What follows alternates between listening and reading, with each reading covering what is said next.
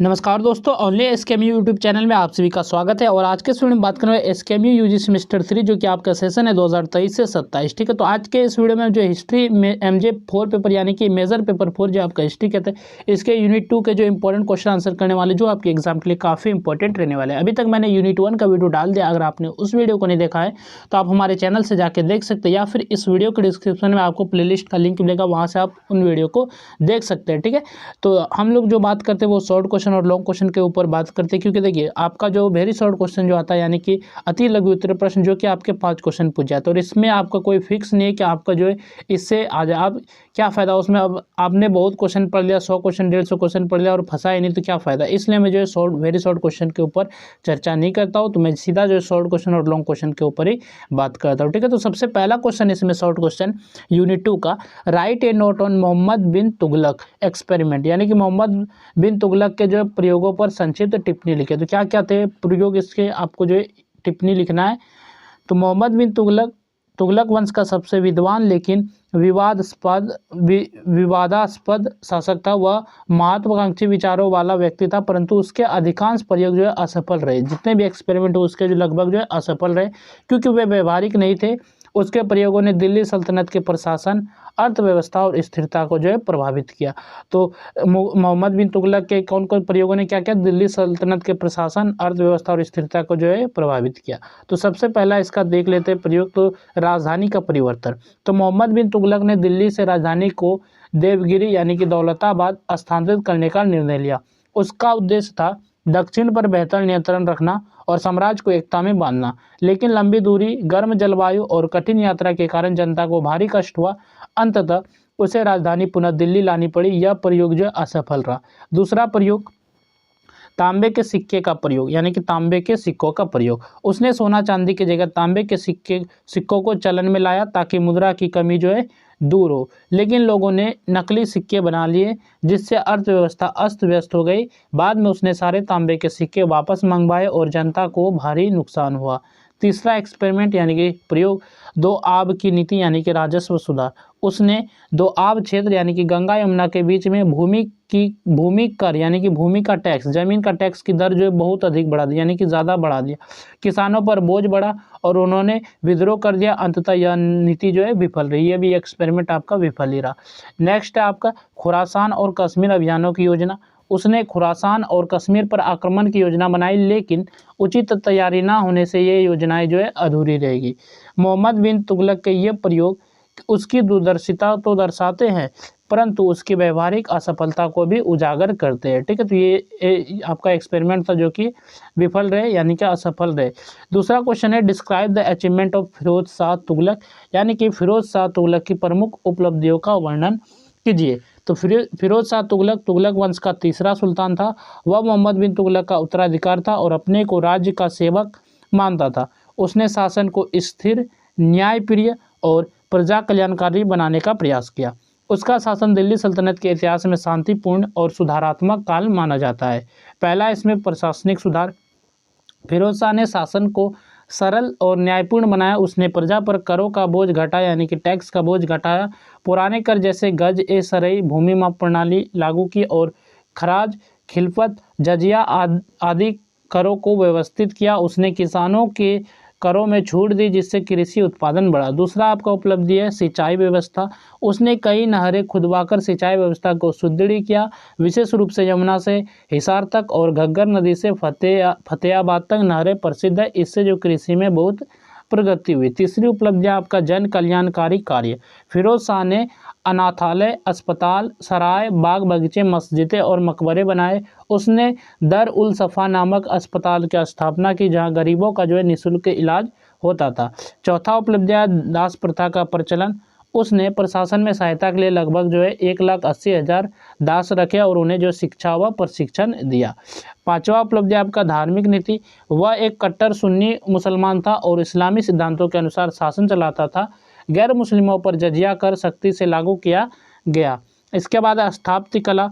उसने कई सुंदर इमारतें बनवाई, जैसे फिरोज शाह कोटला किला, जामा मस्जिद फतेहाबाद और हिसार का महल। फिरोज शाह तुगलक का शासन प्रजा कल्याण, कृषि विकास और धार्मिक निष्ठा के लिए प्रसिद्ध रहा। नेक्स्ट क्वेश्चन है, what was the Mongol threat to the Delhi sultanate, यानी कि दिल्ली सल्तनत के लिए मंगोल खतरा क्या था। तो मंगोल खतरा दिल्ली सल्तनत के लिए सबसे गंभीर और लगातार रहने वाला बाहरी संकट था। मंगोलों का उदय 13वीं शताब्दी में हुआ, जब चंगेज खान ने मध्य एशिया से लेकर चीन ईरान तक विशाल साम्राज्य स्थापित कर दिया। उसके उत्तराधिकारी भारत की सीमाओं तक पहुंच गए और उन्होंने कई बार दिल्ली सल्तनत पर आक्रमण किया। प्रारंभिक मंगोल का आक्रमण, तो ये पहला आपका देख लेते कारण। सबसे पहले मंगोलों ने इल्तुतमिश के शासनकाल में भारत की सीमा पर प्रवेश किया। चंगेज खां जलालुद्दीन मंगबर्णी का पीछा करते हुए सिंधु नदी तक पहुंचा, परंतु इल्तुतमिश ने बुद्धिमानी दिखाते हुए उसे दिल्ली में प्रवेश नहीं करने दिया। इस प्रकार जो तत्कालीन संकट टल गया। दूसरा है अलाउद्दीन खिलजी के समय मंगोल आक्रमण। अलाउद्दीन खिलजी के शासनकाल में मंगोलों ने कई बार आक्रमण किया। 1297, 1299, 1303 और 1306 ईस्वी में उन्होंने पंजाब, दिल्ली और उसके आसपास के क्षेत्रों पर हमला किया। विशेषकर 1303 ईस्वी में मंगोलों ने दिल्ली तक पहुंचकर राजधानी को खतरे में डाल दिया था। इसके बाद है अलाउद्दीन की प्रतिक्रिया। अलाउद्दीन ने मंगोलों के खतरे को गंभीरता से लिया। उसने सीमांत क्षेत्रों में मजबूत किले बनवाए, सेना को संगठित किया और सैनिकों का वेतन नियमित किया। घोड़ों पर डाग और सैनिकों का चेहरा अंकित कर भ्रष्टाचार पर रोक लगाई। उसके प्रयासों से मंगोल आक्रमण विफल हुए और दिल्ली सल्तनत जो है सुरक्षित रही। इसके बाद प्रभाव है तो मंगोल खतरे ने दिल्ली के सुल्तानों को उत्तर पश्चिम सीमा की सुरक्षा के प्रति सतर्क रखा। इस खतरे के कारण सल्तनत ने एक संगठित और अनुशासित सैन्य प्रणाली विकसित की, जो आगे के शासनकाल में भी उपयोगी रही। नेक्स्ट आपका शॉर्ट क्वेश्चन है, write a short note on Timur invasion of India, यानी कि Timur invasion of India, Bharat पर तैमूर के आक्रमण पर संक्षिप्त टिप्पणी लिखिए। तो भारत पर तैमूर के आक्रमण पर आपको जो है टिप्पणी लिखना है। तो भारत पर जो तैमूर का आक्रमण 1398 ईस्वी में हुआ था। तैमूर मध्य एशिया का एक शक्तिशाली शासक था, जिसकी राजधानी जो समरकंद थी। उसका पूरा नाम तैमूर लंग था, क्योंकि उसके एक पैर में चोट लगने से वह लंगड़ा हो गया था। तैमूर का उद्देश्य भारत की संपत्ति लूटना और इस्लाम का प्रसार करना था। पहला इसमें देख लेते हैं आक्रमण की पृष्ठभूमि। उस समय दिल्ली में तुगलक वंश का शासक नसीरुद्दीन महमूद तुगलक था और वास्तविक सत्ता उसके वजीर मल्लू इखलास खान के हाथों में थी।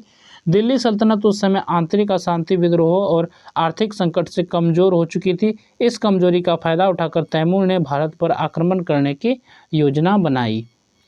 तैमूर का आक्रमण और विजय, यानी कि इसका आक्रमण और विजय तैमूर का। तो तैमूर ने अक्टूबर 1398 ईस्वी में सिंधु नदी पार की और भारत की सीमा में प्रवेश किया। उसने रास्ते में लाहौर, मुल्तान और मेरठ जैसे नगरों को लूटा। दिसंबर 1398 ईस्वी में वह दिल्ली पहुंचा, जहां तुगलक वंश की सेना से उसकी भिड़ंत हुई और दिल्ली की सेना पर पराजित हुई और तैमूर ने शहर को भयानक रूप से लूटा। हजारों लोग मारे गए, मस्जिदें और मकान जलाए गए और दिल्ली की समृद्धि नष्ट हो गई।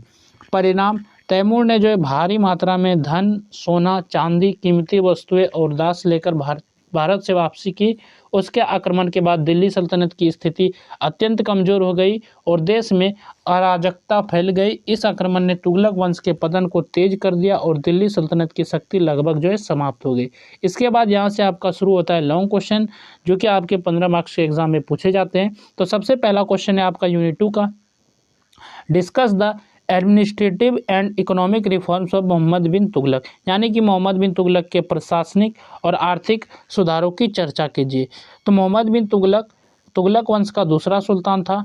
वह अत्यंत बुद्धिमान, विद्वान और महत्वाकांक्षी शासक था। उसने शासन व्यवस्था को मजबूत बनाने के लिए अनेक प्रशासनिक और आर्थिक सुधार किए, परंतु उनमें से अधिकतर जो है असफल रहे, क्योंकि वे जो है व्यवहारिक ना होकर केवल आदर्शवादी थे। फिर भी उसके सुधार मध्यकालीन भारतीय इतिहास में महत्वपूर्ण माने जाते हैं। प्रशासनिक सुधार देख लेते हैं। तो मोहम्मद बिन तुगलक ने अपने साम्राज्य को सुदृढ़ करने के लिए कई प्रशासनिक प्रयोग किए, जैसे कि राजधानी का परिवर्तन।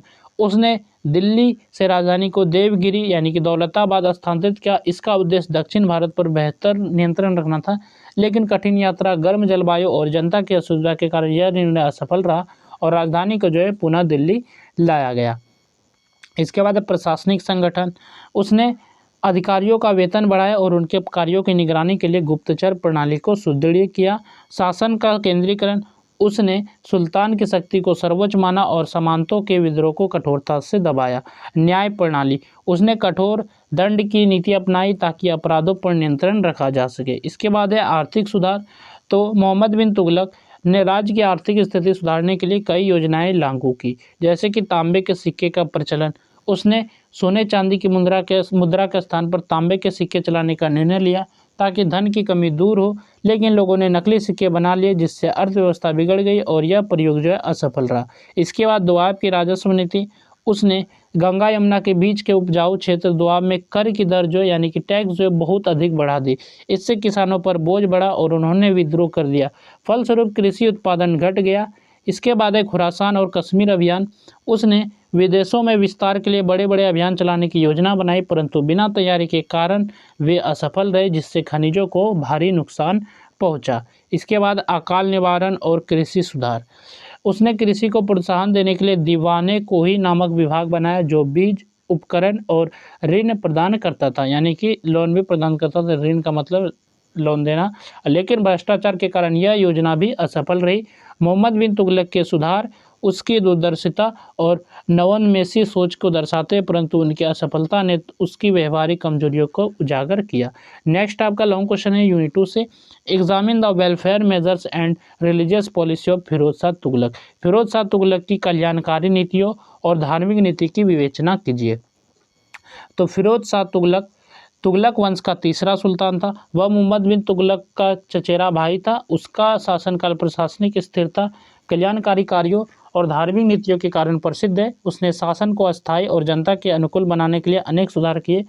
उसका शासन भारत में एक प्रकार का कल्याणकारी शासन माना जाता है। फिरोज शाह की कल्याणकारी नीतियाँ। फिरोज शाह तुगलक ने जनता के हितों को ध्यान में रखकर अनेक सामाजिक और आर्थिक सुधार किए।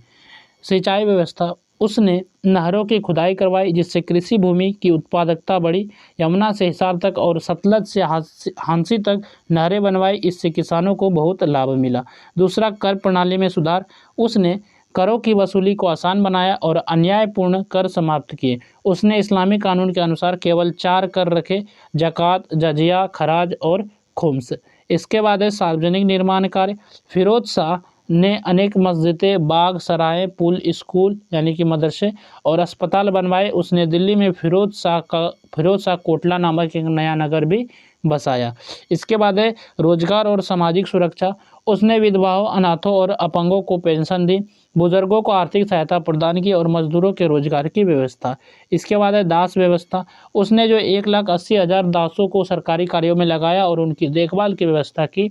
यह एक अनूठा कदम था। इसके बाद है शिक्षा और धर्म का प्रोत्साहन। उसने अनेक मदरसे स्थापित किए जहाँ मुफ्त शिक्षा दी जाती थी। विद्वानों को इनाम और ज़मीनें दी गई। इसके बाद अब देख लेते हैं फिरोज शाह की धार्मिक नीति यानी कि रिलीजियस पॉलिसी। फिरोज शाह कट्टर सुन्नी मुसलमान था। उसने इस्लामी सिद्धांतों के पालन पर विशेष ध्यान दिया। उसने जजिया कर को कड़ाई से लागू किया और गैर मुसलमानों पर जो इससे अनिवार्य बनाया। उसने शराब, जुआ और गैर इस्लामी रीति रिवाजों पर प्रतिबंध लगाया। हिंदुओं के मंदिरों को कुछ स्थानों पर नष्ट कराया, लेकिन कई बार धार्मिक सहिष्णुता भी दिखाई। उसने उल्मा और फ़कीरों को सम्मान और धन दिया जिससे धार्मिक वर्ग उससे संतुष्ट रहा। फिरोज शाह तुगलक का शासन सामाजिक और धार्मिक दृष्टि से महत्वपूर्ण था। उसने जनता की भलाई के अनेक उपाय किए और इस्लामी सिद्धांतों को शासन का आधार बनाया। नेक्स्ट क्वेश्चन है, evaluate the impact of the Mongol investigation on the Delhi सल्तनत। दिल्ली सल्तनत पर जो है मंगोल आक्रमणों के प्रभाव का मूल्यांकन कीजिए। क्या इम्पैक्ट पड़ा या फिर क्या प्रभाव पड़ा दिल्ली सल्तनत पर मंगोल के आक्रमण का, तो इसी के बारे में आपको चर्चा करना है। तो मंगोल आक्रमण दिल्ली सल्तनत के इतिहास की अत्यंत महत्वपूर्ण घटनाएं हैं। मंगोल मध्य एशिया की एक शक्तिशाली जाति थी जिसने चंगेज खां के नेतृत्व में एशिया और यूरोप के कई भागों पर विजय प्राप्त की। 12वीं और 13वीं शताब्दी में मंगोलों का प्रभाव तेजी से बढ़ा और उन्होंने भारत की सीमाओं की ओर भी बढ़ना शुरू किया। दिल्ली सल्तनत के कई शासकों को इन आक्रमणों का सामना करना पड़ा जिनका प्रभाव राजनीतिक, आर्थिक, सामाजिक और सैन्य दृष्टि से गहरा पड़ा। प्रारंभिक मंगोल आक्रमण। तो मंगोलों का पहला आक्रमण इल्तुतमिश के समय 1221 ईस्वी में हुआ जब चंगेज खां ख्वारज़म के शासक जलालुद्दीन का पीछा करते हुए भारत की सीमा तक आया। इल्तुतमिश ने नीति चातुर्य से किसी प्रकार की भारत को विनाश से बचा लिया। इसके बाद जो है बलबन और अलाउद्दीन खिलजी के समय भी मंगोलों ने कई बार भारत पर आक्रमण किया। इसके बाद है राजनीतिक प्रभाव। मंगोल आक्रमणों ने दिल्ली सल्तनत को लगातार सतर्क बनाए रखा। बलबन ने सीमाओं की सुरक्षा के लिए नागौर, बीकानेर और मुल्तान की सीमाओं पर मजबूत किले बनवाए। दिल्ली की सुरक्षा हेतु एक मजबूत सेना संगठित की गई। अलाउद्दीन खिलजी ने अपने शासनकाल में मंगोलों के कई आक्रमणों को सफलतापूर्वक रोका।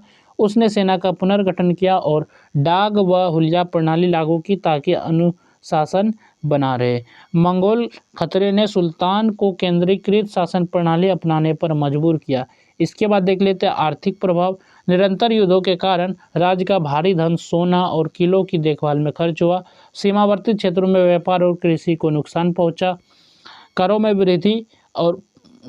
वृद्धि से जनता पर आर्थिक बोझ बढ़ा। इसके बाद सामाजिक और सांस्कृतिक प्रभाव। मंगोलों के आक्रमण के कारण पश्चिम एशिया से अनेक शरणार्थी भारत आए, जिससे भारतीय संस्कृति में फारसी प्रभाव बढ़ा। इन प्रवासियों ने भारत में शिक्षा, कला और स्थापत्य को नई दिशा दी। इसके बाद सैन्य प्रभाव। मंगोलों के बार बार आक्रमणों ने दिल्ली सल्तनत को मजबूत सेना, गुप्तचर तंत्र और सीमांत रक्षा नीति अपनाने पर मजबूर किया। अलाउद्दीन खिलजी की सैन्य शक्ति का उत्थान मंगोल आक्रमणों के कारण ही हुआ। इस प्रकार जो मंगोल आक्रमणों ने दिल्ली सल्तनत की नीतियों, सैन्य संरचना और शासन प्रणाली को गहराई से प्रभावित किया। नेक्स्ट क्वेश्चन है, discuss the causes, course and consequence of Timur's invasion of India. यानी कि भारत पर तैमूर के आक्रमण के कारण घटनाक्रम और परिणामों पर चर्चा कीजिए। तो आक्रमण के कारण, घटनाक्रम और परिणामों पर आपको चर्चा करना है तैमूर के भारत पर। तो भारत पर तैमूर का आक्रमण जो है भारतीय इतिहास की एक भयंकर और विनाशकारी घटना थी। तैमूर मध्य एशियाई का निवासी था और समरकंद उसका मुख्य केंद्र था। वह अपने को चंगेज खां का उत्तराधिकार मानता था और विश्व विजय की महत्वाकांक्षा रखता था। दिल्ली सल्तनत के कमजोर शासनकाल का लाभ उठाकर उसने जो है 1398 ईस्वी में भारत पर आक्रमण किया। इस आक्रमण ने न केवल दिल्ली को बल्कि पूरे भारत को जो है तबाह कर दिया। तैमूर के आक्रमण के कारण राजनीतिक अस्थिरता। फिरोज शाह तुगलक की मृत्यु के बाद दिल्ली सल्तनत कमजोर हो चुकी थी। उसके उत्तराधिकारी नसीरुद्दीन महमूद तुगलक अयोग्य था, जिससे शासन में अराजकता फैल गई थी। धन संपदा की लालसा। भारत अपनी संपन्नता और समृद्धि के लिए प्रसिद्ध था। तैमूर ने यहाँ की अपार संपत्ति प्राप्त करने के उद्देश्य से आक्रमण किया।